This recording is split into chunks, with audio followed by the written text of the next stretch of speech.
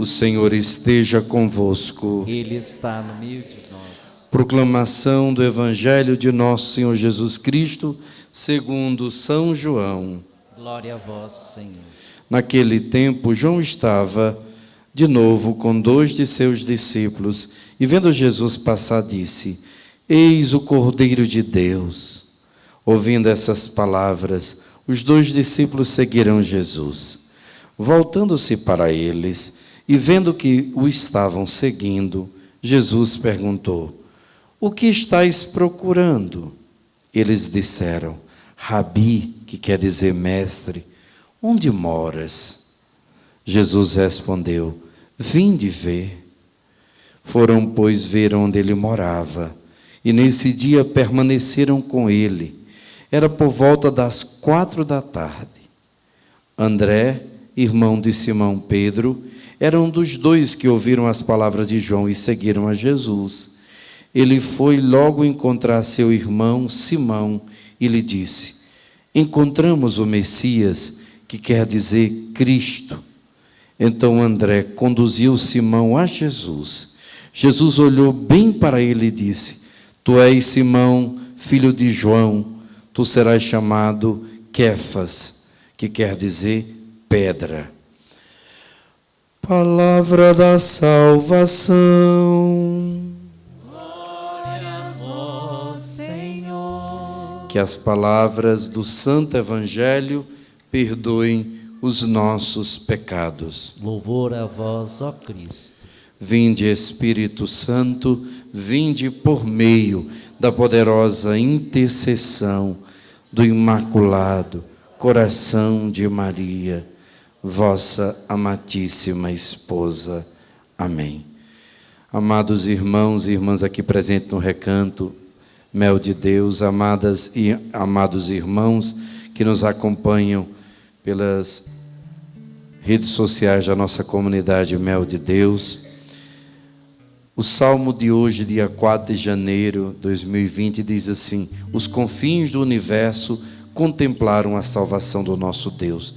A gente escutou várias vezes Salmo 97, toda essa semana que antecede justamente, amanhã vamos celebrar já como antecipação, o que? A Epifania do Senhor, a festa dos Reis Magos, esses reis que representam todos os povos pagãos, que guiados pela estrela, que representa o próprio Espírito Santo, chegam até Jesus, e o encontram sua mãe, encontram seu pai São José, encontram a igreja, encontram os sacramentos, encontram a palavra de Deus, encontram a salvação esperada por todos os povos, pelos confins de toda a terra. Mas depois que Jesus veio e se apresentou, nós temos 2 possibilidades, como as leituras mostraram hoje.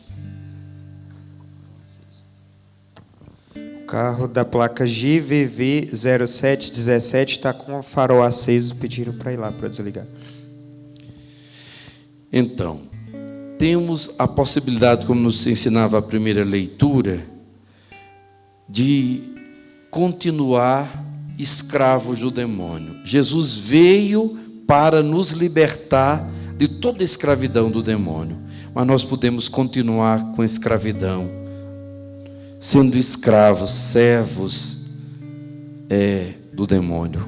Como é que a gente se torna escravo de alguém? Quando a gente é comprado por aquela pessoa, ou quando aquela pessoa nos emprestou algo e a gente não tem como devolver, então a gente fica refém, prisioneiro, e ela pode fazer o que quiser conosco. Como é que o demônio nos conquista? Pelo pecado. Ele oferece um determinado prazer, né? Ele sabe o que a gente gosta, então ele oferece um prazer, mas um prazer fora do plano de Deus. Por exemplo, por que é que Deus colocou tanto prazer na sexualidade entre um homem e uma mulher? Porque ele sabia que da relação entre um homem e uma mulher casados viria um filho. Você, gostaria que seu pai e sua mãe, sem ser casados, se encontrassem aí, tivesse um ato sexual e você fosse concebido? Quem é tão livre, tão liberal em relação à sexualidade, não gostaria de ter nascido de um casal liberal. Não gostaria que seu pai fizesse você aí com a sua mãe, que seu pai lhe abandonasse, que seu pai deixasse sua mãe lhe criar sozinho. A gente não quer o mal para nós, mas a gente faz às vezes. Eu vejo também quantos rapazes que aprontaram com as filhas dos outros, todas.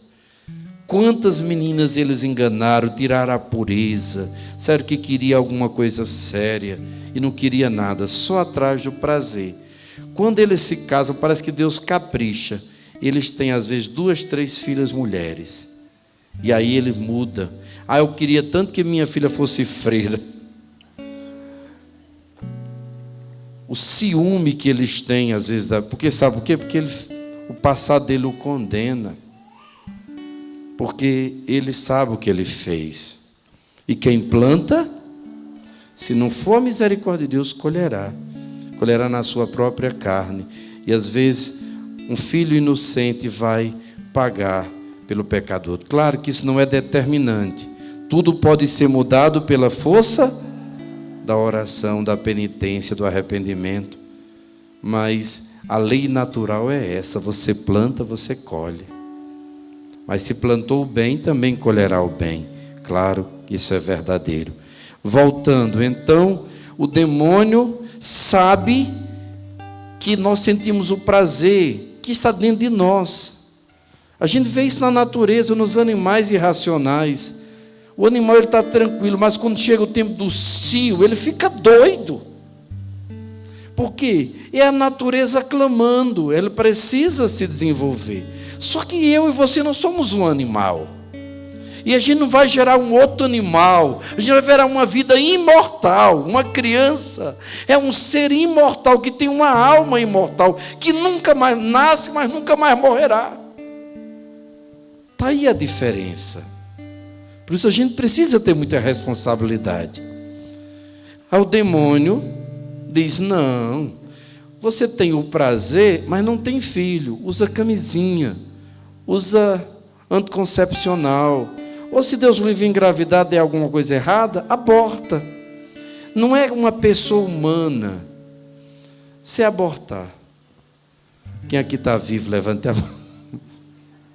Se você tivesse só 2 semanas de vida na barriga da sua mãe, e se ela tivesse abortado aquela coisa, você estaria hoje aqui? Gente, não tem lógica. Antes que foste formado no ventre de tua mãe, eu já te conhecia. O aborto é um pecado gravíssimo, você tira uma vida. Não somos nós que decidimos quem vai viver, quem vai morrer. Por isso que a gente tem que ter muito cuidado antes. Tem que ter cuidado antes, porque o inimigo, ele nos dá o prazer. Quantas vezes eu já ouvi isso? Rapaz chega e diz diante de Deus: meu Deus, eu fui pecar, eu sou da igreja, fui pecar, a menina ficou grávida, tinha um namoro tão sério, tão bonito, mas depois entrou a safadeza, começamos a ter relação sexual, e eu me descuidei, a menina engravidou. Eu queria pedir tanto a Deus que essa menstruação viesse, que ela não estivesse grávida. E se estivesse, que perdesse, que eu prometi a Deus que eu nunca mais vou fazer isso. E quantas vezes eu vi Deus, na sua misericórdia, fazer com que aquela menstruação voltasse, e aquele menino depois continuou, ou com ela ou com outro, fazendo do mesmo jeito. Não se arrepende. Esse arrependimento que só vem depois da consequência funesta do pecado, não é arrependimento verdadeiro. A gente tem que ter o temor de Deus e o arrependimento antes de praticar.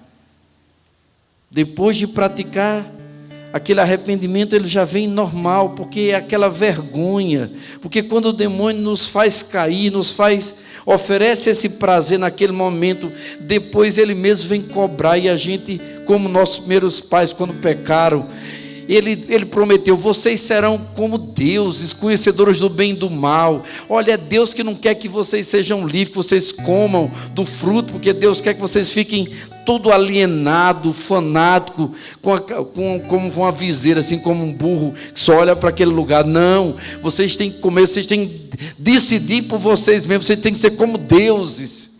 Quando eles caem na besteira, na ilusão do demônio, quando comem, descobrem que estão nus. É aquela mesma coisa, vai ver pornografia, se excita, faz aquele ato de masturbação, tem aquele prazer, depois aquela vergonha. Claro, se continuar assim, vai perdendo a vergonha, porque até a consciência fica escravizada, daqui a pouco acha normal. Mas quando você está num propósito, você cai, aí o demônio fica rindo da sua cara, porque ele não quer a gente feliz. Você acha que o demônio quer dar prazer? A droga é um bom exemplo disso. A pessoa começa a usar, no começo ela tem muito medo, aí o demônio usa a boca daqueles falsos amigos para dizer: besteira, você não vai se alienar, você não vai ficar viciado não, você é maior do que isso, você para quando você quiser. E aí vai entrando naquilo, experimenta uma vez, sente às vezes até mal, aí outra vez, aí sente aquela coisa, vai sentindo, e aquilo vai criando uma dependência. Cada vez que você vai sendo mais escravo do diabo, você vai necessitando de mais droga. Por isso que a pessoa, quando chega no crack, por exemplo, é toda hora, ela já não aguenta mais. E cada vez é maior a quantidade de pecado e o prazer é cada vez menor. Igual a pessoa viciada em sexualidade. Chega um momento que ela faz aquilo tão assim, ela não aguenta mais. E por isso, não é? Por exemplo, a cocaína, não é? Você tem que passar noites e mais noites, você fuma, cheira aquilo, para você ficar acordado, nem dormir você quer, porque quer sentir prazer, e cada vez você está mais escravizado daquilo, com a vontade mais fraca, dependente daquilo, e o prazer vai diminuindo. O diabo nem prazer, nem feliz ele quer. Se ele oferece, é igual o agiota, quando você está muito assim, muito difícil, dificuldade, devendo, ele chega, ele lhe oferece com o maior prazer: não, você vai dar conta, depois você me paga tudo. Ele começa a cobrar juros altos, para você pagar, você às vezes paga 10 vezes aquela conta que você pegou e você ainda está devendo a ele. Assim é o maligno, ele nos escraviza. Levante a sua mão direita e diga: eu renuncio ao demônio. Eu renuncio a... O que é... Vocês sabem o que é insídias? As insídias de Satanás. Alguém já viu essa palavra, insídia? O que é insídia? Alguém sabe o que é insídia? Hoje foi que descobri. Eu acho maravilhoso. De vez em quando a gente descobre. Hoje fazendo palavra cruzada, que às vezes eu gosto, para a memória, aquelas mais difíceis assim. Aí... eu descobri o que é insídia. O que é insídia? Insídia é um perigo escondido numa coisa aparentemente inocente. É o pior tipo. É a astúcia. É a maldade. Vocês estão entendendo? A coisa parece muito simplesinha e comum. Uma insídia de Satanás. Um perigo terrível, mortal. Imagina uma comida maravilhosa, mas tem veneno letal. Você vê o veneno? Você só vê a comida. Você sente o cheiro do veneno? Não. Os mais letais você nem sente. Assim é o demônio. Então, ele oferece o pecado, o prazer do pecado, para te escravizar. Diga: eu renuncio às insídias de Satanás. Todas as suas seduções, todas as suas mentiras, eu renuncio pelo sangue de Jesus. O que foi que Satanás foi oferecer a Jesus? Olha, transforme. O que é que tem mais no deserto depois de areia? Pedra. Transforme pedra em pão, ou seja, no deserto da vida não tinha problema. Você mesmo tem o poder de vou transformar isso aqui Não é isso que estão ensinando com essas coisas, por exemplo, do coaching. Por que é tão perigoso? Porque se usa o nome de Deus, mas na realidade ali é você com a sua própria força. Eu sou poderoso, eu posso, eu consigo, eu dou conta, eu sou vencedor. Sem mim vocês não podem nada. O demônio vai lhe iludindo. Ele acha que você se sente poderoso. Agora eu consigo. Antes eu era tímido. Agora eu consigo. Eu dou conta de tudo. E depois você é enganado pelo maligno. Quando você mais precisa, você está sozinho. Essas pessoas geralmente entram numa depressão. Pode ver, daqui a 4, 5, 6 anos elas fazem sucesso. Depois veja como é que termina. Não estou julgando não. Porque muitas vão até com boa vontade. Meus irmãos, sem a graça de Deus, o demônio faz bolinha da gente. Se com a graça de Deus até Jesus foi tentado, imagine eu e você, se o demônio teve o descaramento de tentar o próprio Filho de Deus, oferecendo coisas aparentemente boas, inocentes. Você não é o Filho de Deus? Está escrito, ele usa até a Bíblia. Por isso que você não pode acreditar em toda pessoa que pega um versículo da Bíblia e mostra para você. O demônio sabe de qual é salteado da Bíblia. Quem gosta aqui do Salmo 90, levante a mão. Tu que habitas sobre a proteção. Eu sei de cor, desde criança. E pode rezar, porque é poderoso. O demônio, ele só oferece o que para enganar. Mas ele foi usando o Salmo 90 para Jesus. Está escrito, você não disse que está tudo escrito? Não tentarás ser o teu Deus? Pois está escrito que os seus anjos, ele deu uma ordem que te guardem todos os seus caminhos para que você não tropece em alguma pedra. Pula daqui. Que os anjos de Deus vão lhe... Não está escrito? O que é que Jesus responde? Não tentarás o Senhor teu Deus. Insídia. Você está com Deus, pode andar a 190 na curva, que vai dar tudo certo. Você está com Deus, não estude, vai dar tudo certo na prova. O Frei apelou? Não. Geral não, professora. É assim, mas tem muita gente que não fala assim, não? Sim ou não? Eu estou mentindo? Não é? Eu vou lá no meio de todo mundo, mas eu sou de Deus e eu não vou cair. Vou naquela festa que só a misericórdia de Deus, 7 vezes indo e voltando, mas eu vou lá. Vou na lama, mas não vou me lamear. Isso é tentar Deus ou não é? Tentar Deus. É pular lá dentro pensando que você vai, os anjos de Deus vão lhe proteger, não vai acontecer nada. Meus queridos irmãos, minhas amadas irmãs, o demônio tenta porque ele quer nos escravizar. O demônio não tem outra coisa senão escravo. Eu achei tão bonito isso, eu já contei a vocês, eu vou repetir aqui. O padre Gabriel Amorte, ele diz que um dia ele foi fazer um exorcismo e um demônio, ele não era tão poderoso, porque ele já tinha feito vários exorcismos, ele sabia. Mas aquele demônio não saía, ele não conseguia fazer com que aquele demônio saísse daquela pessoa. Aí ele perguntou ao demônio sobre obediência. Me diga, em nome da verdade de Deus, por que é que você não sai dessa pessoa? Ele disse, porque se eu sair, o chefe lá, o maior, vai me massacrar. Ou seja, o demônio, ele não tem servos por amor. Deus sim. Quem é servo aqui? Deus por amor. O demônio só tem escravo. É na base do terror. Ele não ama ninguém. Não ama nada. Infeliz a pessoa que vai servir ao mal, que serve ao demônio, achando que ele quer. Quando ele ofereceu a Jesus todos os bens, mas se ele se ajoelhasse e o adorasse. Ai de quem faz um pacto com o demônio. E tem muita gente. Por que é que a pessoa entra numa sociedade secreta dessas?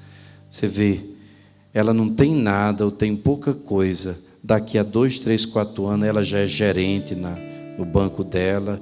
Ela já ou é política ou está cheio de carro, cheio de bens, compra uma casa. São bens que a gente não sabe nem de onde vem, de uma hora para outra.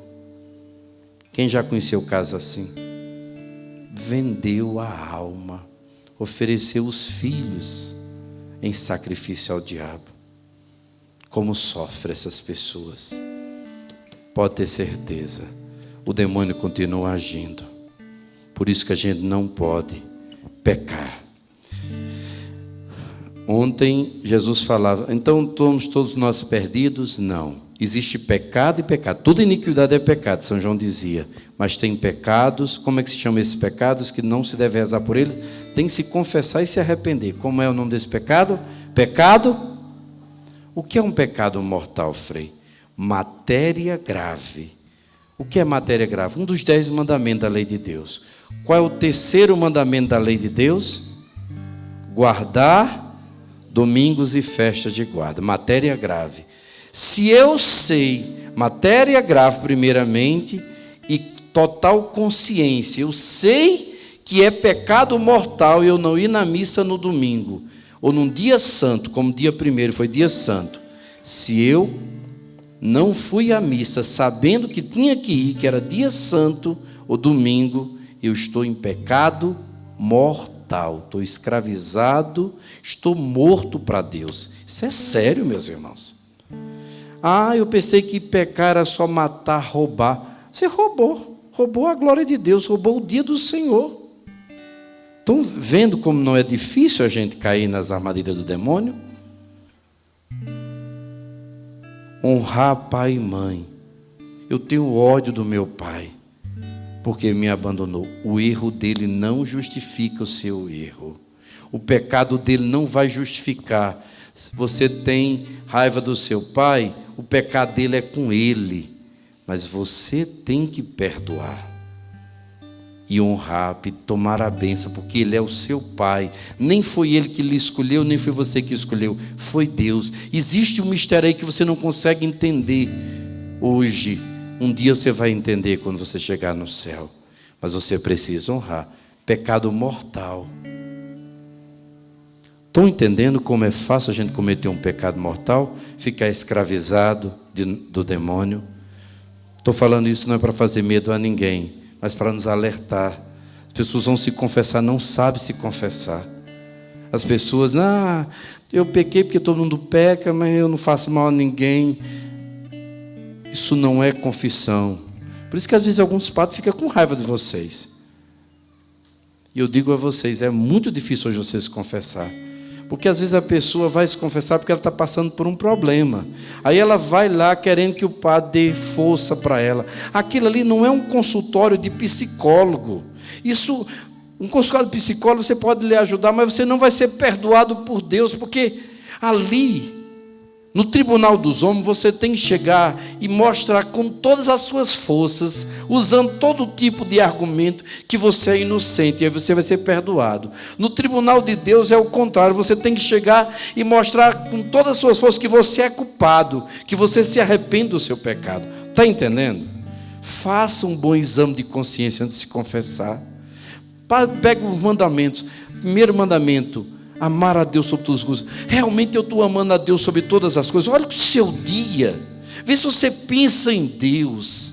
Vê se você está rezando com adoração. Se você realmente colocou Deus acima. Ou você ama mais aquela pessoa do que a Deus. Você pensa o dia todo naquela pessoa e não pensa em Deus. Se aquela pessoa não vai para a missa, você também às vezes não vai. Quantas vezes a gente idolatra uma pessoa? A gente coloca aquela pessoa acima de Deus. Eu chamo tanto meu esposo para ir para a missa, ele não vai, eu também não vou. O erro dele não justifica o seu. Pecado. Você está colocando a opinião dele acima de Deus.